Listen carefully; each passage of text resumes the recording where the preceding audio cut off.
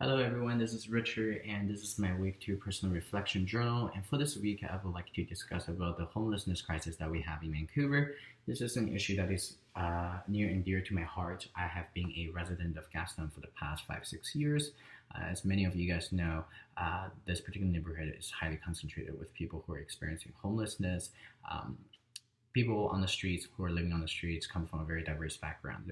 They can be veterans, they can be indigenous women who have escaped from domestic violence. They can be people from minority groups who are experiencing with drug abuse. Regardless how they end up on the street, the commonality is they all have experienced a level of trauma in their lives. And it makes me think that actually every one of us has experienced trauma in their life, except people like you and me are lucky enough to have the resources or have the access to different resources to help us heal those trauma and move on and make the right decisions for ourselves in our lives. For those people who do not have the access to the resources or who don't know where to gain those access or where to find those resources, they often end up being on the street simply because of their lack of access to resources. I think the city of Vancouver in the past or over the past 2 decades or 3 decades has made significant improvement in terms of tackling this issue. However, it's not effective in my opinion. I think the solution that the city has provided with their fundings and various programs are very short-term driven.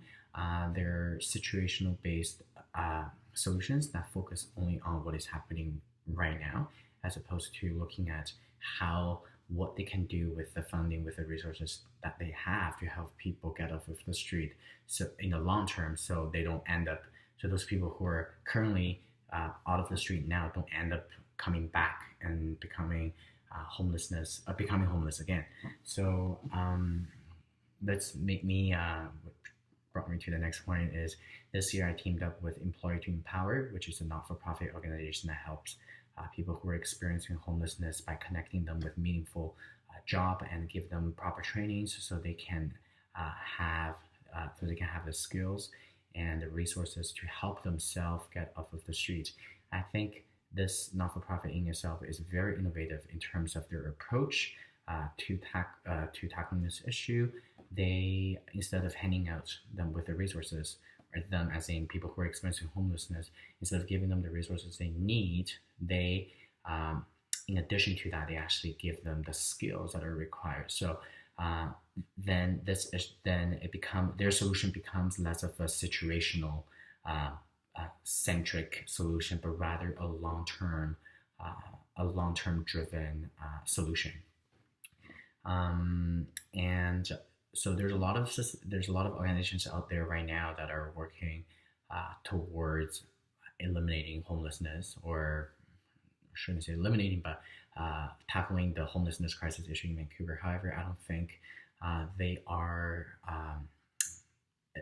doing it effectively or efficiently, because a lot of not-for-profit organizations actually run like for-profit organizations. The industry itself has its own business models, different non-for-profit. They're competing for government fundings. So in the process of doing that, they are not really pulling all their resources and cooperate with each other and create the critical mass that is required to bring a real change to the issue. Instead, a lot of them are becoming very bureaucratic, and then there's inefficiency in terms of workflow and then allocation of the fundings. So those are just my thoughts, and until next time, bye bye.